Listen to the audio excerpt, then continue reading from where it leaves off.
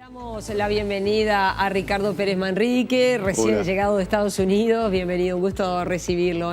Un gusto para mí estar con ustedes. Bueno, felicitaciones porque Uruguay a través suyo va a estar representado en esta Corte Interamericana. Y un poco para contarle a la teleaudiencia, ¿cuál es el trabajo, qué es lo que hace esta Corte y por qué es importante estar?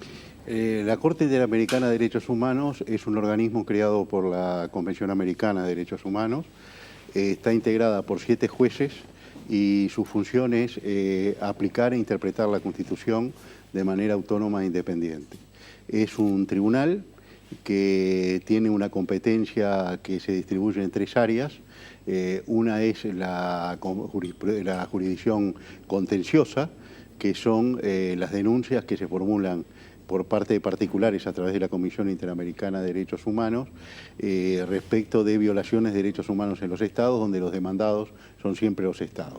La otra es la jurisdicción consultiva, en la cual la Corte emite opiniones a pedidos de organismos de la OEA o de los estados sobre determinados estándares de aplicación de los derechos, o también si una ley nacional se compadece o no con la Convención Americana.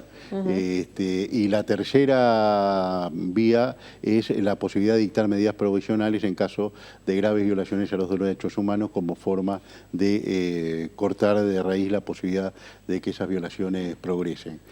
Por ejemplo, porque uno piensa, en un mundo globalizado cada vez hay más situaciones nacionales de injusticia, o por lo menos que así lo considera una parte de la ciudadanía, de injusticia, y que llega en definitiva a la Corte Interamericana, ¿no? Exacto. El tema, esto es interesante también aclararlo a la teleaudiencia.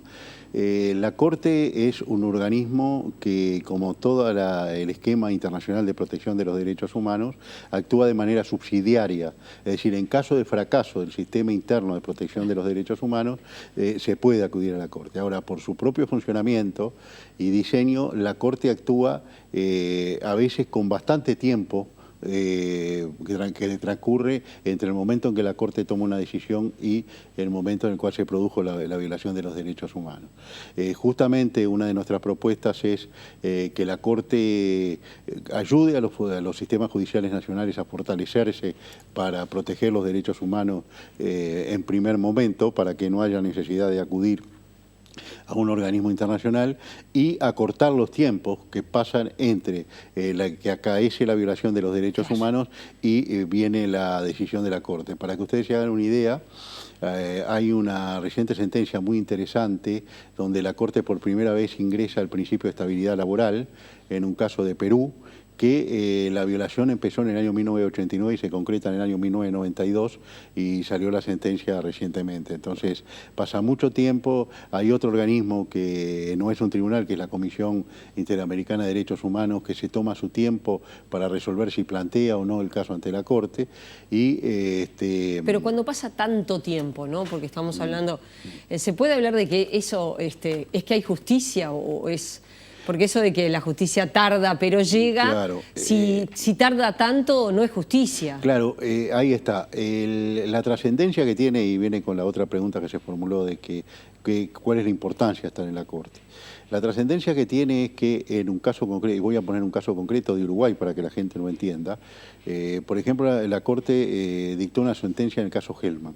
Y en el caso Hellman, es decir, no solo reconoció que la ley de caducidad, al impedir las investigaciones de determinados delitos, imponía una traba al acceso a la justicia, sino que estableció un programa de obligaciones que el Estado debe cumplir para superar esa situación. Y en realidad la función del órgano internacional, además de la violación del derecho, y esa es la gran trascendencia de la Corte, es definir lo que se llama estándares. Claro. ¿Cuál es el marco en el cual un Estado viola un derecho o el marco necesario para cumplir con ese derecho? Y esa es la gran función de la Corte, porque esos estándares que la Corte fija luego son tomados por la propia Corte al tratar fallos similares, pero además son tomados por los tribunales nacionales. Y todo eso constituye lo que la Corte ha denominado un corpus juris, que en el caso nuestro es el bloque de constitucionalidad reconocido por el artículo 72 de la Constitución, en el cual, es decir, todo eso compone un marco jurídico que se aplica a los estados, pero también se aplica a todos los ciudadanos, y un poco lo que uno ve con el desarrollo de otros sistemas regionales de protección, y hablo concretamente del Tribunal de Justicia de la Unión Europea, el Tribunal de Luxemburgo o la Corte la Corte Europea de Derechos Humanos, el Tribunal de Estrasburgo, que cada vez más estos tribunales empiezan a actuar en temas que tienen que ver con la vida cotidiana de las personas, ¿no? Claro. Que tienen que ver con el derecho al trabajo, que tienen que ver con aspectos del acceso a determinadas prestaciones médicas, al derecho de igualdad en cuanto a sus distintas expresiones, etcétera. Entonces, todo eso es la gran importancia que tiene, y el hecho de estar en la Corte permite la construcción de un sistema interamericano de protección que procuramos que sea el mejor posible, y sobre todo que tenga el mejor eco de parte de los estados, porque en definitiva esta es una cuestión de que los estados son los principales obligados al respeto de los derechos humanos y a la garantía de los derechos quizás humanos. Mucha gente no recuerde que, pues, de acuerdo con la Corte Interamericana, Uruguay está obligado a investigar el caso de la desaparición y muerte de María Claudia García de Gelman, la madre de la actual diputada Macarena Gelman. Uruguay está obligado como Estado a responder de acuerdo con la definición de la Corte. Y así como otros, como usted decía, cada vez más la Corte se pronuncia en cuestiones vinculadas con la vida cotidiana. Como usted decía, el caso de un trabajador o trabajadores, un colectivo de trabajadores en Perú. Exactamente, digo. Y hay muchísimos casos, y yo siempre recuerdo cuando estamos en conversación con periodistas y en instancias como estas, todo lo que la Corte ha construido a partir del artículo 13 de la Convención Americana en materia de libertad de expresión, de acceso a la información pública, de protección de periodistas frente a la violencia. Es decir, que es un caso que tiene una tremenda actualidad, porque en muchos países la profesión de periodista es una profesión de alto riesgo, ¿verdad? Entonces, todos esos estándares, la prohibición de la censura, es decir, la Corte, en un caso que yo siempre menciono, que se denominó la última tentación de Cristo, que tiene que ver con la censura previa en Chile hace muchos años de esta película que mostraba a un Cristo violento, con una perspectiva totalmente transgresora o distinta a lo habitual.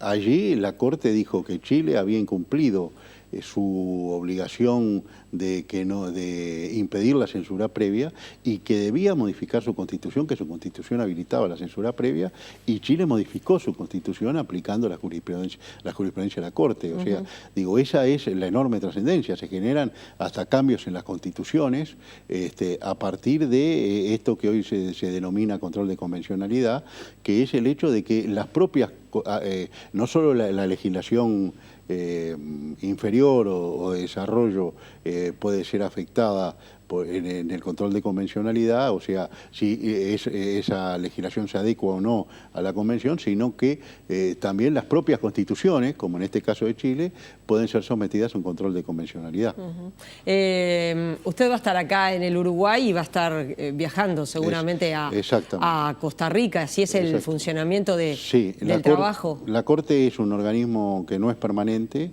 al contrario de los tribunales europeos.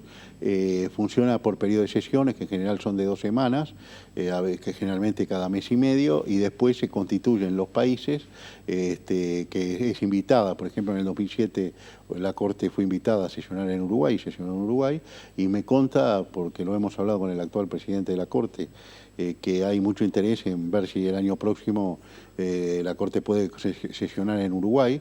Ahora está previendo en estos meses constituirse en Honduras, y donde desarrolla un periodo de sesiones comunes, ¿verdad? Es decir, con audiencia, con discusión de sentencias, etcétera, y donde se muestra y se aprovecha para hacer jornadas de capacitación, etcétera, se muestra el funcionamiento de la Corte en los distintos países. Y bueno, una de mis aspiraciones es que la Corte el año próximo pueda sesionar en Uruguay ya con un juez uruguayo.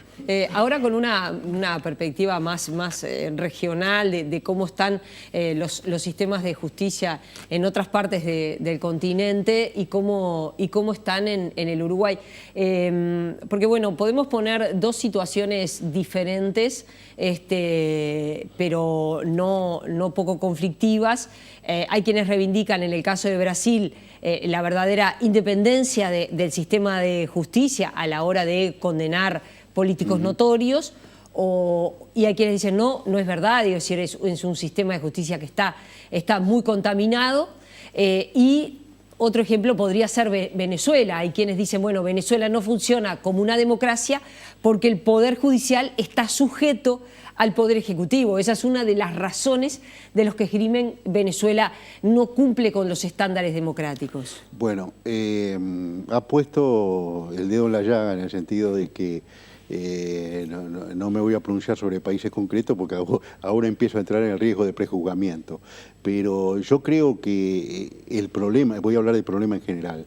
El problema en general es que estamos en un momento muy especial en la región, donde se están produciendo cambios políticos muy profundos en este movimiento pendular de la historia que nos tiene acostumbrados, y donde lo que ayer parecía legítimo y parecía lo mejor es cuestionado y hoy aparecen como nuevas realidades o nuevas visiones.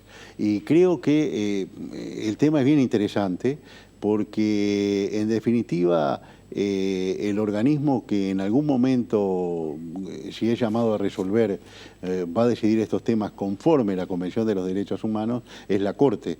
Entonces, creo que lo importante es que históricamente esta Corte, que cumple en julio 40 años, es decir, hemos sido invitados, pese a no haber asumido al acto de festejo en San José de Costa Rica, históricamente esta Corte ha dirimido temas de gran importancia. Por ejemplo, como el post-conflicto bélico en El Salvador, en Perú, las matanzas de México, de Guatemala. Hay un caso emblemático que de 2009, que es el caso de Campo Algodonero, en el cual la violación y muerte de mujeres que trabajaban en un campo algodonero nunca fue investigada por el Estado, nunca se aclaró la verdad, y donde el Estado desarrolla en perspectiva, la Corte desarrolla en perspectiva de género, estamos hablando del año 2009, parece cerca, pero era en otro contexto. Es decir, la Corte desarrolla todo el tema de género y todo cómo, por ser mujeres, esas personas sufrieron una violación específica de sus derechos humanos, que finalmente terminó con sus vidas, cómo los familiares estuvieron durante meses luchando para que se hiciera justicia, y finalmente tiene que venir un organismo internacional a hacer justicia. El caso denominado de niños de la calle de Guatemala, también de los años 90, en el cual el ajusticiamiento en la calle de niños o niños o adolescentes porque estaban en situación de pobreza extrema. Entonces, todas estas cosas marcan el contexto de la trascendencia que tiene este organismo y que a veces lo vemos lejano. Y yo lo que creo es que el proceso, este ingreso, vuelvo a repetir, de la Corte en temas, voy a mencionar 3 temas muy recientes. Es decir, la Corte ha ingresado en este tema de Perú, en el tema estabilidad laboral y libertad de expresión en el trabajo, que es bien importante. La Corte ha dictado una opinión consultiva sobre medio ambiente, donde dice cuál es el estándar de obligaciones de los Estados para proteger el medio ambiente. Eso es una opinión consultiva. Y ha dictado una opinión consultiva sobre que en realidad el tema es acceso a la justicia de las personas LGBTI.